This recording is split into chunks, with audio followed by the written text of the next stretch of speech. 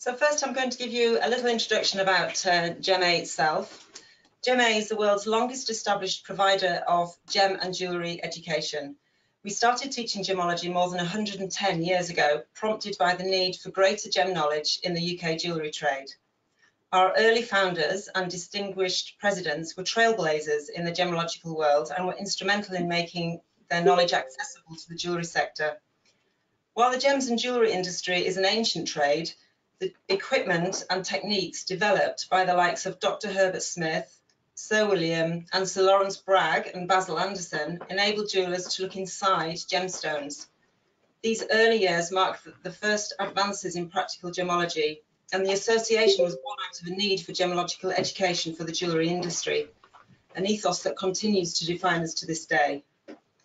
Since the first gemmological diploma in 1913, our association has grown into an international community of gemmologists, working with and for the wider industry. Today, our gemmology and diamond diplomas are taught in multiple languages in 26 countries across the world. Mindful of these roots, our courses are primarily tailored at the jewellery industry, giving you the background knowledge and practical experience you need in your career. You can learn about coloured gems and diamonds, their identification, value factors, and the many challenges of treatments and imitations, all crucial knowledge for buyers, sellers, and valuers of gems, as well as gem collectors, who are attracted by the extraordinary beauty of gemstones simply to wish to pursue a new hobby. So, what is gemmology? Humans have been fascinated with gemstones for thousands of years. They're among the rarest and most desirable minerals on the earth. History is intertwined with gems, with the latter playing important roles in economics, politics, religion, law, and fashion. We collect and possess gems for many reasons: to adorn ourselves or our surroundings, to demonstrate wealth, as investments, or to benefit from their supposed healing properties. Gemmologists, those who are trained in the science of gem materials, are like detectives. They identify gemstones and determine their nature, whether they are natural, treated, or synthetic. Accurate identification is essential to both the jewellery trade and the collector, and students who delve into gemmology find themselves in an exciting new world of observation and investigation into beauty and science. So, what we will cover today, during this webinar, we'll explain how diamonds are formed and why they are such a special gemstone. Their properties really are unique, and they are one of the most highly prized, valued, and widely studied minerals. We will also look at the 4 C's associated with diamond. These are the colour, clarity, cut, and carat weight of the diamond. These factors are how we assess the diamond and apportion a value to each stone. There are, of course, many factors that go into valuing diamonds, and we can only cover the basics in this webinar. The 4 C's are also listed within a diamond report, sometimes known as a certificate. These factors can help us identify the diamond. We will look at the basics of diamond reports and what to look for. We will also briefly discuss the main diamond simulants. A simulant can be any colourless stone that is used to imitate a diamond, but is not chemically the same material as diamond. The definition of a synthetic diamond, however, is that it is chemically and structurally identical to diamond. It is diamond, but it has been artificially grown in a laboratory. What we won't be covering in this webinar are any issues currently being debated in the diamond trade, such as the ethics of diamond mining or any opinions of natural versus synthetic diamonds. This is an image of a natural diamond crystal in its host rock called kimberlite. It's an igneous rock named after Kimberley in South Africa, where the first diamonds in kimberlite were discovered. There are 2 distinct types of host rock that contain diamonds: kimberlite and lamproite. And while they have a lot of similarities, they also have distinct differences as well. This image shows the typical octahedral habit of a natural diamond crystal. It has the distinct markings on the outside of the crystal, which follow the direction of the atomic bonding within the crystal structure. You can also see from this image that the crystal is of a very high colour, meaning that it is colourless or almost colourless. It also appears to be very free from inclusions. This is a really beautiful example of a natural diamond in its host rock. So before we go into detail about diamond formation, we need to understand the structure of the Earth. Our planet's structure comprises of the crust, the mantle, and the core. The crust is essentially the surface of the Earth where we live and where all our gemstones, including diamonds, are found. This is the thinnest part of the Earth's regions at around 40 kilometres thick, although this does vary depending on the age of the landmass and whether it is under the oceanic crust or the continental crust. To put this into perspective, the whole Earth is 12,700 kilometres in diameter. The crust is divided into zones known as tectonic plates that are constantly moving over the surface of the planet. They're pulling apart, pushing together, and sliding under one another, forming geological processes such as earthquakes and volcanoes. It is the volcanic eruptions that brought diamonds to the surface of the crust millions of years ago. The mantle, which is just beneath the crust, consists of mainly molten rock, and it is here where diamonds actually form. The core is at the centre of the planet and has two areas, the inner core, which is largely solid, and the outer core, which is largely molten.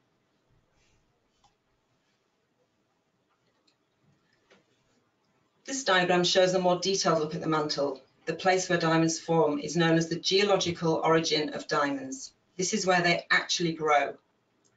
There are a range of temperatures and pressures in the mantle, and diamonds mainly form under pressures of 50 kilobars at depths of 150 kilometers on average. A kilobar is 1,000 times atmospheric pressure, so the pressures that diamonds form at are 50,000 times that of atmospheric pressure. The temperature increases the further down into the mantle we go. However, this temperature varies depending on where you are in the mantle in relation to the crust. Below the thinner oceanic crust, at 150 kilometers down, the temperature is around 1,500 degrees Celsius.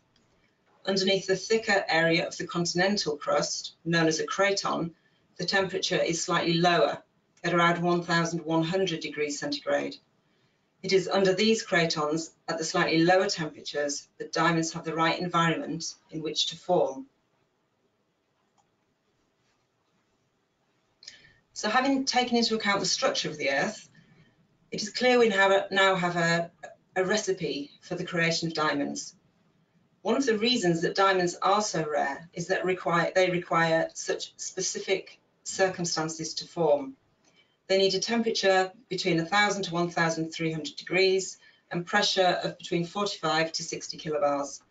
These conditions are found at depths of 135 to 180 kilometers within the mantle, and they are only found under cratons, which we will define in a moment. They also need a carbon-rich environment. Without carbon, diamonds would not form, as they are predominantly made of that single element. If all these conditions are met, there will be an ideal environment for the formation of diamonds. If only one of these criteria are not met, then the diamond will not form and the carbon will bond differently or with other elements and form different minerals. In the upper mantle, carbon is believed to make up only a very small fraction of 1% of this layer, but additional carbon is constantly recycled from the surface of the Earth due to the subduction of the oceanic crust.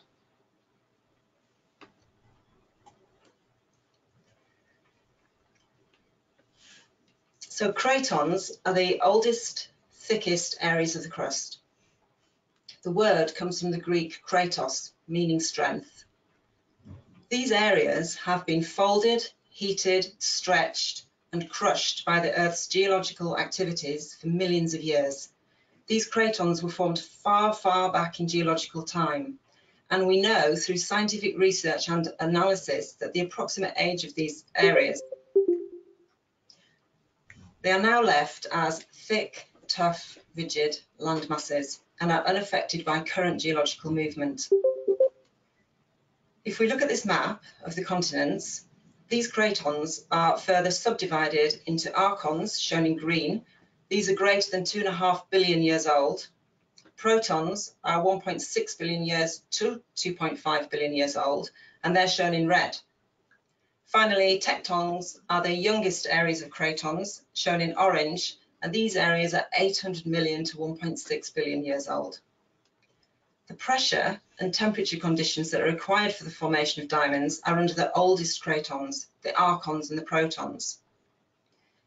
If you look at where the cratons are formed on this map, you can see that geographically they coincide with the biggest diamond producing countries in the world, such as South Africa, Botswana, Australia, Canada, and Russia.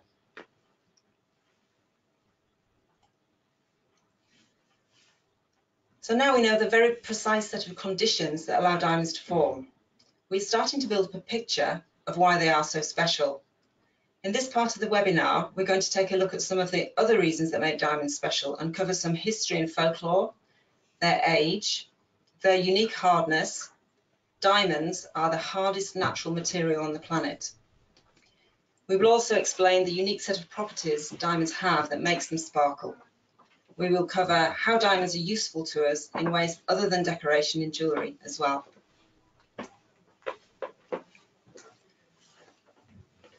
Diamonds were first discovered in India thousands of years ago, which was the principal source for diamonds until the 1720s, when diamond deposits were first discovered in Brazil. Ancient Hindu lapidaries believed that when wearing a diamond, it must be free of flaws, or else it would bring the wearer bad luck. Additionally, diamonds were believed to have the ability to protect the wearer from harm and render them courageous and fearless. Medieval authors in the West also believed that diamonds could protect you from being poisoned. So diamonds are a really handy gemstone to have around. They could instill courage and prevent you from being poisoned. Of course, the biggest association we have with diamonds today is with love. The majority of diamond engagement rings these days contain a diamond, and they're closely associated with phrases like diamonds are forever and diamonds are a girl's best friend, due to 20th century marketing campaigns by De Beers and movies such as Gentlemen Prefer Blondes, starring Marilyn Monroe. The first known diamond engagement ring is believed to have been given by Archduke Maximilian of Austria. He proposed to Mary of Burgundy in 1477. The ring had an inscription that reads, "My love will run out at the hoop's end," which of course it doesn't. Although according to some sources, the diamond itself was actually given as a dowry to her father. The ring isn't pictured here, but this is how it may have looked. Many early rings were set with diamonds that were uncut, leaving the actual stone in their natural octahedral pointed form.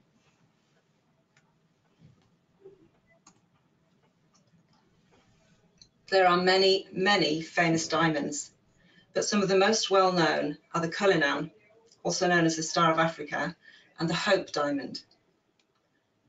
Discovered in 1905 in the Premier mine in South Africa, the Cullinan diamond is the largest diamond ever found, weighing in at 3,106 carats. It was cut into 9 major stones and 96 smaller stones. The largest stone cut from the original rough is 530.20 carats and is set in the Imperial Sceptre in the British Crown Jewels. The second largest stone, which is a square cushion cut, weighing in at 317.40 carats, is also in the Crown Jewels, set in the Imperial State Crown. Another diamond that's steeped in history is the Hope diamond, which is a fancy dark greyish blue, but we'll just call it blue for simplicity's sake. It is allegedly cursed, having caused great misfortune to those who have not only owned it, but to some who have merely touched it. It was purchased by the heiress Evelyn Walsh McLean, whose son and daughter both died. Her husband left her. She had to sell the Washington Post newspaper and died in debt. The diamond was later sold to Harry Winston, who donated it to the National Museum of Natural History in Washington, D.C., where it still resides. It is said that the postman who delivered the stone was in a terrible truck accident in which his leg was crushed, and he also suffered a head injury in a separate occasion.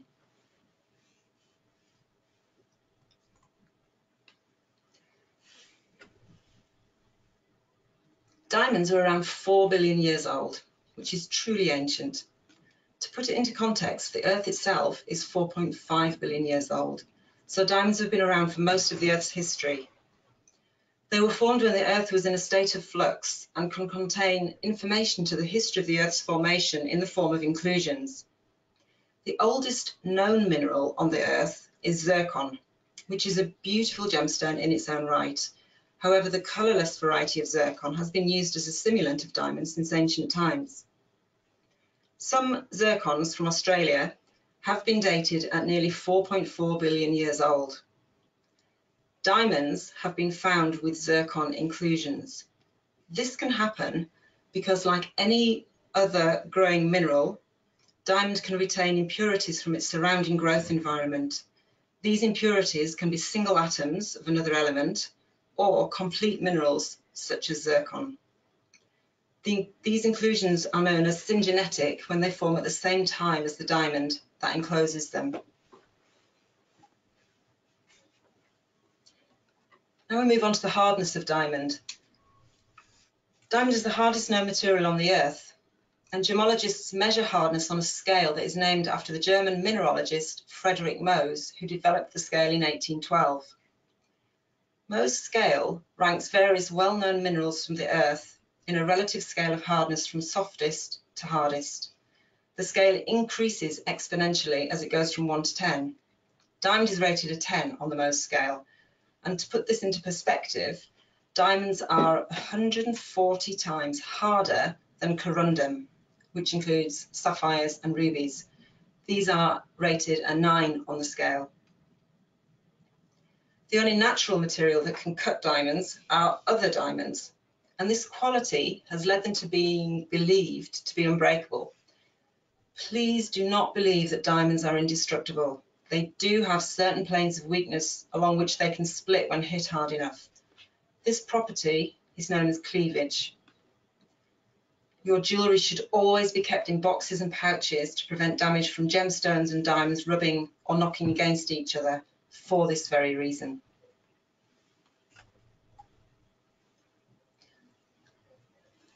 Diamonds need to be cut to very specific proportions in order to display their optical properties known as fire and brilliance to the best advantage.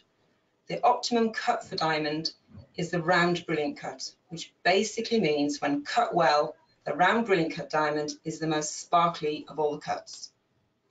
The modern round brilliant cut was developed in 1919 by Marcel Tolkowski and was scientifically developed to exact proportions using the properties of diamond's refraction to return the light back to the eye in the form of brilliance, which comes from the table of the stone. The table is the flat surface in the middle. The fire, which is seen coming from the crown facets, the ones around the edge of the table, is seen when white light is split into its component spectral colours, like the colours of a rainbow that you can see with a glass prism. When they are cut well, diamonds exhibit a balance of both fire and brilliance.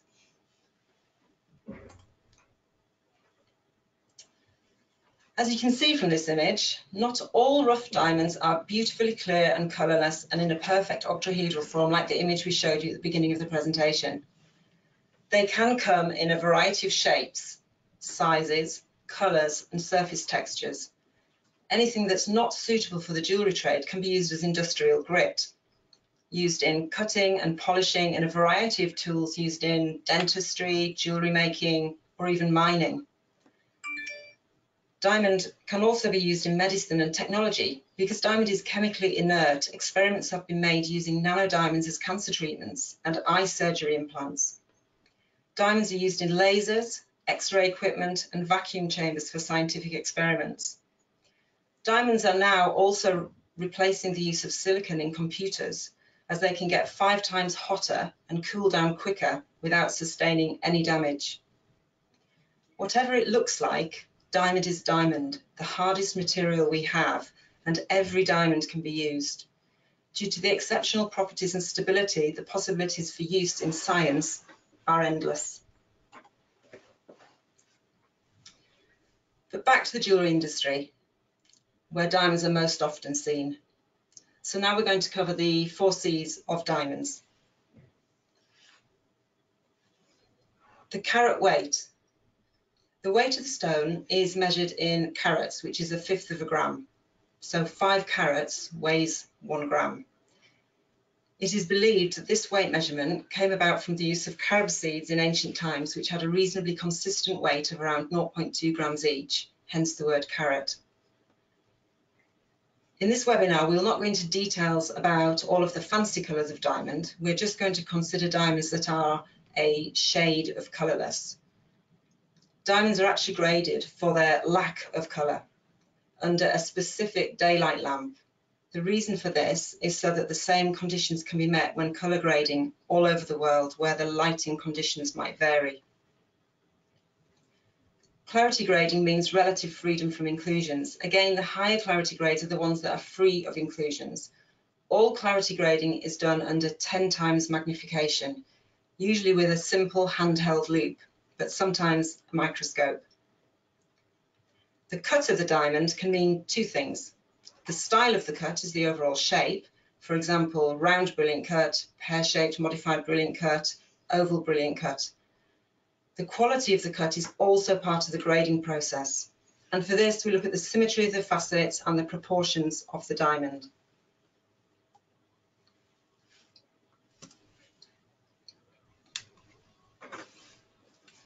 Each pile of rough, unpolished diamonds in this image equate to the same value, giving you an idea of the extent that size can have on the effect of the price of a polished stone. Diamonds are much rarer in large sizes, therefore the larger the diamond, the more expensive it will be, assuming that all of the factors such as the colour and clarity are the same. Every mine is different, but it can take up to 1,750 tonnes of rock to be mined to find just 1 carat of rough diamond. And that 1 carat might be a single perfect octahedral crystal that can be polished into the most beautiful flawless brilliant cut with a maximum price tag for the weight, or it might be a collection of industrial grit that totals 1 carat. This is another reason why we say diamonds are so rare, particularly in gem quality.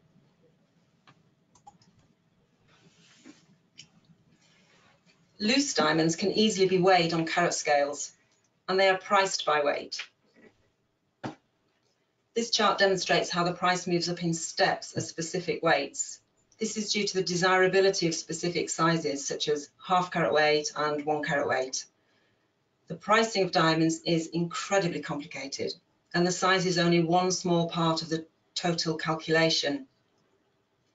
It is due to the size and due to this that when designing the cut of a diamond from a rough crystal, that although factors such as the final expected colour and clarity of the finished stone are important, it is the maximum yield obtained from the original rough stone that is crucially important.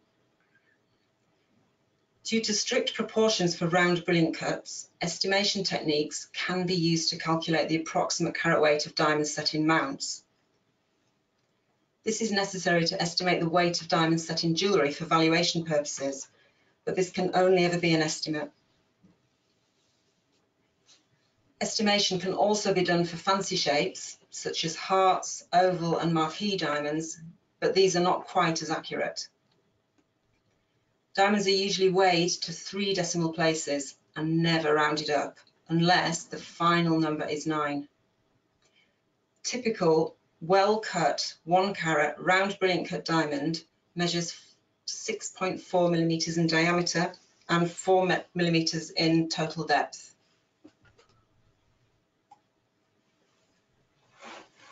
So this is a colour grading chart.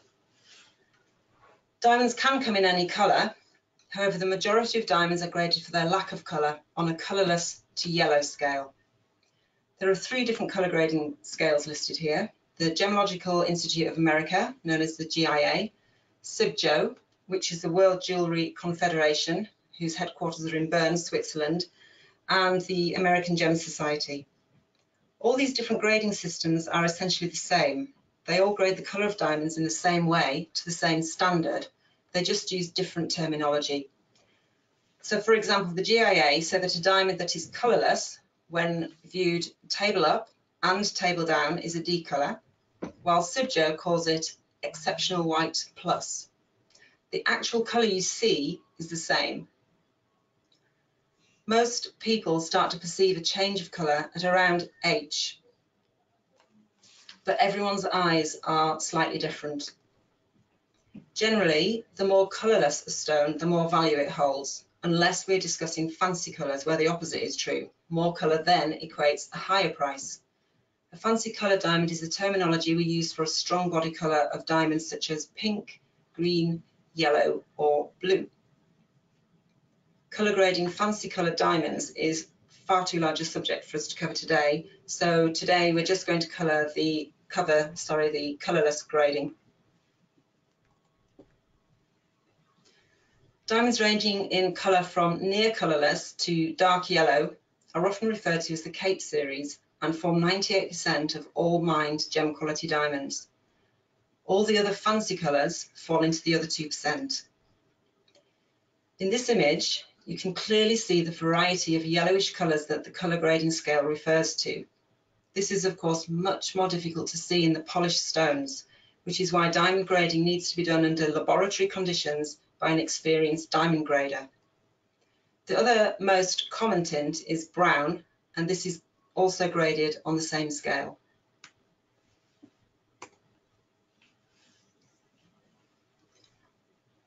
This chart shows the clarity grading scales of both GIA and also Sibjo. Starting at flawless, remember clarity grading is only done under 10 times magnification. This means that a jeweller's loupe and the correct lighting, along with a trained eye, are all you need to clarity grade diamonds. The scale runs through to included, which is also known as PK, which sounds way nicer. At the lower end of this scale, you will clearly be able to see the inclusions without the aid of a loupe. Although the lower end of the clarity scale results in a lower price stone, when all of the factors are equal, included stones can be very interesting from a gemmological point of view. Imagine how special your diamond would be if it had a perfectly formed crystal inclusion of a garnet or a zircon inside it. So to recap, diamonds are graded for their lack of inclusions and are assessed with a 10 times loupe by an experienced grader. Brilliant cut stones have 57 or 58 facets, 33 on the crown, which is the top of the stone, and 24 on the pavilion, which is what we call the lower part of the stone. Some stones have an extra facet on the culée. The shape is qualified by the outline of the stone, for example, a round brilliant cut, oval brilliant cut, and paired brilliant cut, etc. Modern round brilliant cuts often have the highest price tag, as they exhibit a balance of fire and brilliance due to the reflection effects within the stone. Therefore, they are the most desirable cut.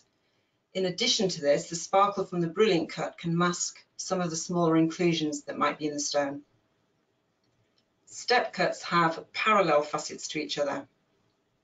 One example of this is the emerald cut, which looks like a rectangle, but the corners have been removed so it has 8 sides. This cut was developed for emerald to better display body colour, hence the name, but it is also a popular cut for diamond. It was particularly desirable during the Art Deco period. However, with this style of cut, inclusions within can be easily seen as the fire is at a minimum.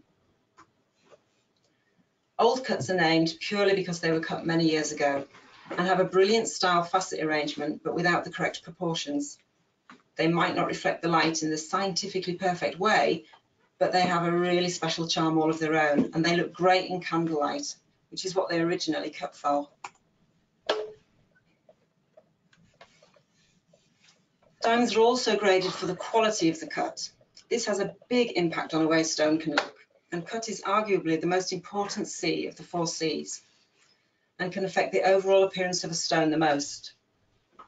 We discussed this a lot in more detail on our 5-day grading workshops and our diamond diploma. The symmetry relates to the facet arrangement and how well shaped they are. Due to the way a diamond reflects light, if the proportions are not ideal, this will result in a dull-looking, less sparkly stone. The proportions relate to the angles of the stone and need to be just right to reflect light correctly. The polish is the quality of the finish on the stone, and this can have a direct impact on the luster, which is a surface reflection effect, returning light that falls on a polished surface back to the eye. The diamond in the centre of this image is cut correctly and looks amazing with a balance of fire and brilliance. The one on the left is too shallow and it appears dull with a girdle reflecting into the stone. The one on the right is too deep, resulting in a dark patch in the centre. The cut of a diamond defines how well a stone interacts with light, producing both fire and brilliance, which is critical to the beauty and appeal of the stone. A well-cut, round, brilliant cut diamond can return up to 97% of all the light which enters the stone, which is why they look so bright. The quality of the cut is graded from excellent to poor, and this will be shown on your diamond report.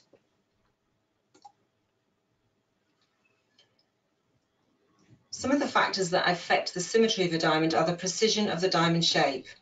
Is it really round, or is it slightly off-round, like this image? Is the table in the middle, or is it a bit lopsided? The culé is the point at the back of the stone where all the facets meet. If this is not quite in the middle, this can affect the symmetry grade. The widest part of a diamond where the crown meets the pavilion is known as the girdle.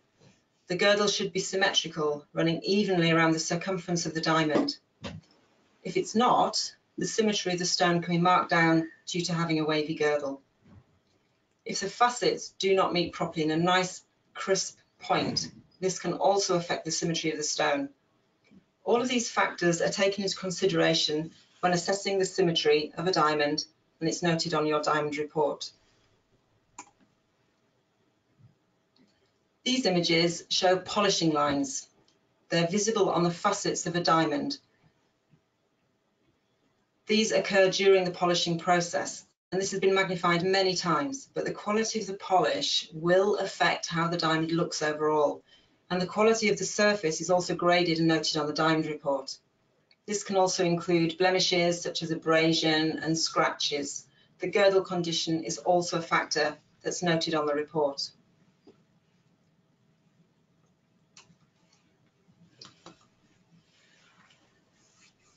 So all the factors we just covered go into the assessment of a diamond's price.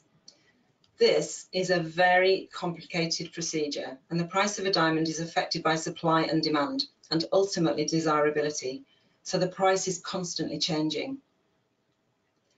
There are price guides used in the industry to indicate the price of diamonds. These are tools used by retailers, diamond traders, and valuers, and require an annual subscription to the guides in order to access their data and information. Current market knowledge is essential to understanding how to use these guides, as they still need to be interpreted accurately for each individual stone being assessed. These are two examples, but there are many more that are used throughout the trade.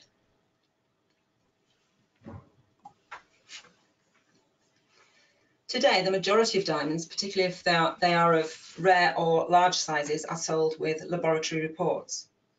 A report provides an independent assessment of the stone, thereby providing protection for the consumer, and can also help you to identify the stone. The diamond report can be used also as a selling aid. However, the report should be carried out independently from the vendor. Diamonds must be loose for an accurate report to be carried out. Sometimes you will find reports issued for mounted stones. However, the colour and the clarity grades should always be shown as a range, not a single grade in this case, as it is not possible to accurately colour and clarity grade a mounted diamond.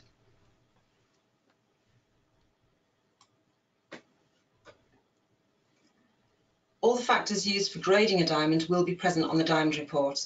The colour, clarity, cut grade, proportion, symmetry, and fluorescence. There is often, but not always, a plan. It's like a little map showing where the inclusions and external features of the diamond are. This is really useful to check if the report does indeed match the diamond that you have. The measurements are also a good way to check the report matches your stone.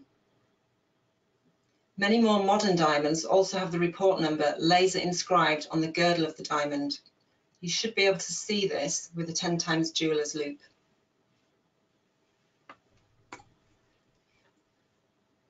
These are two examples of diamond reports. There are many other highly regarded laboratories within the trade. GIA has their own grading system, while SSEF uses the SIBJO guidelines. These are some of the things you can do to ensure that the report is genuine. Check the report was issued by a reputable independent laboratory with experienced gemmologists. Check for authenticity, such as anti-counterfeiting features such as holographic logos. And check the date. If the report was not recent, the stone may have been damaged, treated or repolished since the report was originally written.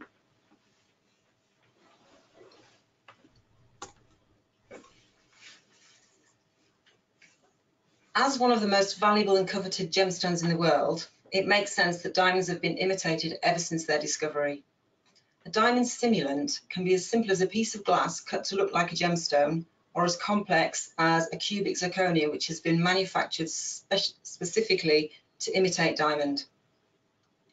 A simulant is defined in gemmology as a material that possesses one or more optical properties of another gemstone. However, it may not possess the same physical or chemical properties. All the simulants listed here are able to be identified and separated from diamond with training and careful observation using a 10 times loop. So to recap, a simulant is used to imitate another more expensive gemstone, often simply by the way of colour.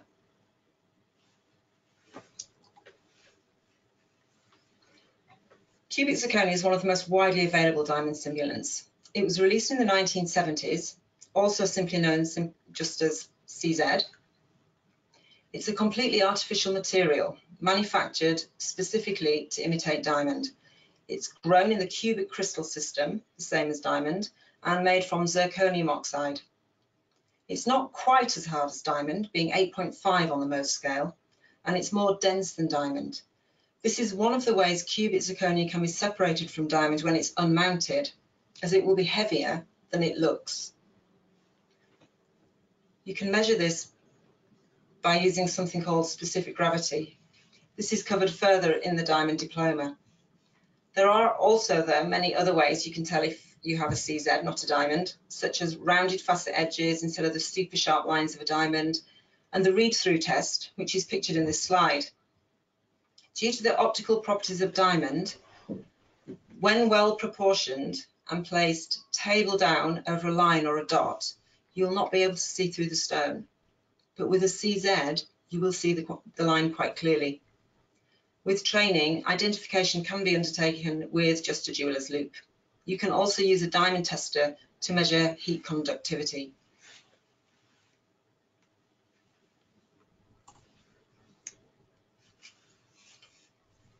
Another widely used diamond simulant is made from synthetic moissanite, which is silicon carbide, which is a common abrasive material.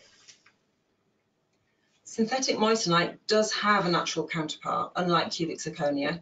The natural mineral counterpart is found in rocks that have been shock blasted by meteorite impact. However, these are tiny and not suitable for use as a gemstone, so there is no gem quality natural counterpart existing. Synthetic moissanite has very high dispersion, or fire, which can be seen from the crown facets as flashes of all the spectral colours. This is far more noticeable than in synthetic moissanite than in diamond. In addition to this, sometimes growth lines can be seen in synthetic moissanite, as can be seen in this image.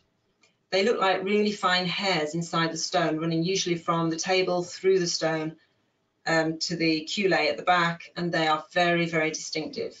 You won't see these kind of inclusions in diamond. Another way that you can distinguish synthetic moissanite from diamond is by its double refraction. This is because it does not form in the cubic crystal system like diamond does. These two images show the difference when looking through the crown facets of a diamond and a synthetic moissanite. In the image on the left of diamond, the facet edges look very, very sharp and crisp, as you'd expect. However, in the image of the synthetic moissanite, the diamond looks fuzzy and hazy because the optical properties of the stone cause the edges of the facets to appear in duplicate. You will never see this in diamond.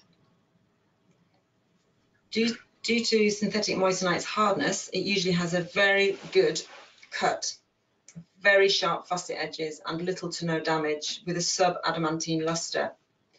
Diamond has an adamantine luster, also usually with very sharp facet edges, so synthetic moissanite at first glance can look very convincing.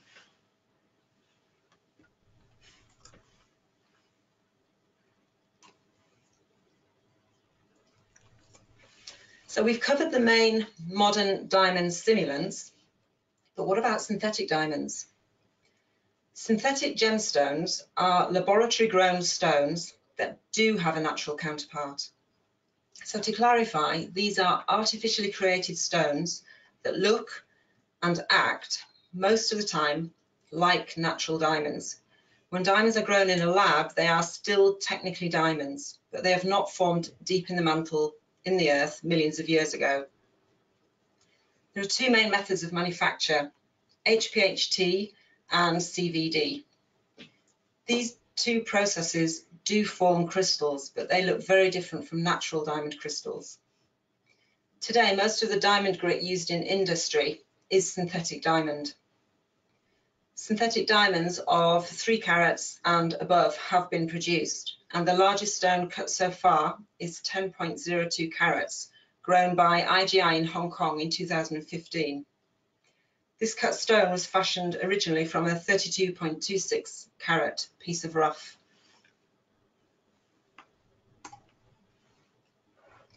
High pressure and high temperature synthetic diamonds are formed using immense pressures of between 50 and 80 kilobars and high temperatures between 1,350 and 1,600 degrees Celsius. Essentially, they mimic the way diamonds are formed in nature by providing the right ingredients for the diamond to form and the right kind of environment. Diamonds were first synthesized in 1954 and typically were an unnatural, strong yellow and orangey brown color, although this could be removed by further treatments to create colourless diamonds. A synthetic diamond still needs something to grow on, so seed crystals are used. These are tiny pieces of diamond that the carbon in the chamber can begin to bond onto. All types of diamond synthesis require a huge amount of energy to provide the high temperature and high pressures needed. The shape of the rough crystals are notably different to their natural counterparts, as you can see in this image. They grow predominantly in combined forms of octahedron and cube, known as truncated cubes or truncated octahedra.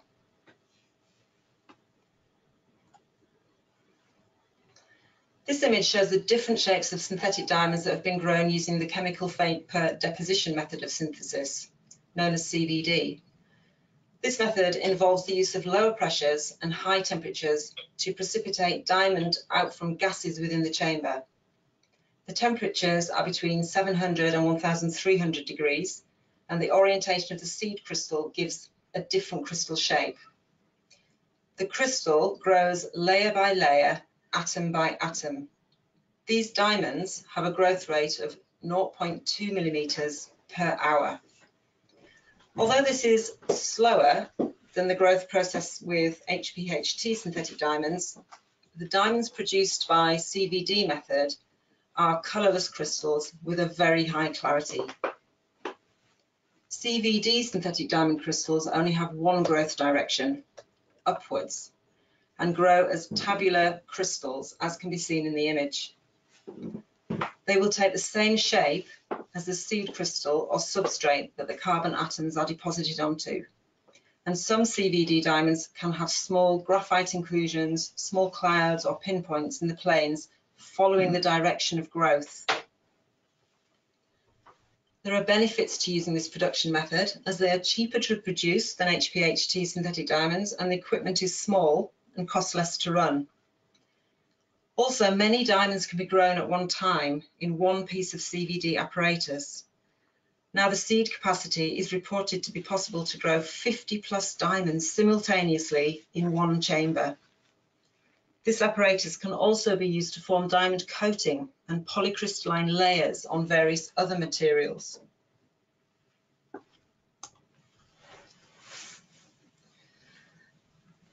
So to recap, diamond simulants can generally be identified using observation with a 10 times magnification of a loupe or a microscope. Quick indications are things like damage to facets, asymmetry of the facet arrangement, and a poor cut, as in CZ, and the doubling of the back facets that you can see in synthetic moissanite. Synthetic diamonds are much harder to identify. Technology has advanced so much in recent years that often the diamonds produced are of excellent colour and clarity. Using just a loupe with a diamond that is apparently a D colour, internally flawless, will not help to determine if it's natural or synthetic. You will need to use advanced laboratory equipment, and even then synthetic diamonds can be difficult to detect conclusively. There are many different pieces of equipment available to the trade and laboratories in order to help determine if a diamond is synthetic. They all work on different principles and require knowledge and experience to interpret the results correctly. Fluorescence is the general term used to describe emission of visible light by a substance whilst it is being illuminated by radiation of shorter wavelengths. Unlike natural diamonds, synthetics tend to fluoresce stronger in short wave than long wave ultraviolet light, as in the image. Approximately 20 to 30% of synthetic diamonds fluoresce. HPHT diamonds typically show a yellow fluorescence, whereas CVD diamonds typically show an orange fluorescence. Green fluorescence may also be seen in synthetics, although this is not a conclusive identification, just an indication, as yellow, orange and green fluorescence can also very rarely occur in natural diamonds.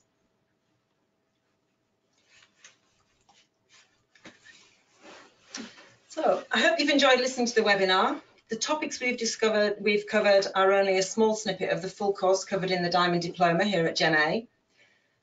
For more information about our courses in diamonds and gemmology, please check our website. There are many different ways in which you can study.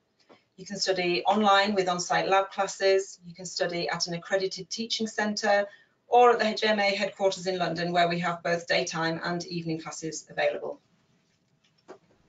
Okay, great. Thank you so much, Delyth. That was really interesting. There was a lot of information there. It was really good. And thank you everyone for listening. I hope you all enjoyed. Right, so I think if Delyth still, do you want to do some questions? You have Sure, a bit of we've got some questions. yeah, so we have some questions to ask. First of all, how did you get into the jewellery industry? Well, I've always been in the jewellery industry. I was interested in making things as a child, and I was always interested in gemstones as well. As a child, I was always picking up rocks and pebbles and things. When I left school, I didn't want to do A-levels, and I went straight to college where I learned to make jewellery, studying 3D design. And following that, I set up my own workshop, and I used to make jewellery in my own little workshop. And it was when I moved to London after 10 years of doing that I was introduced to Gen A and studied my Diamond Diploma first. I've worked in the jewellery trade for a number of years in a number of different roles now. Oh, great. So you're very, very experienced. Yeah, that's how I started. Oh, great. That's really interesting. What would you say is your favourite diamond?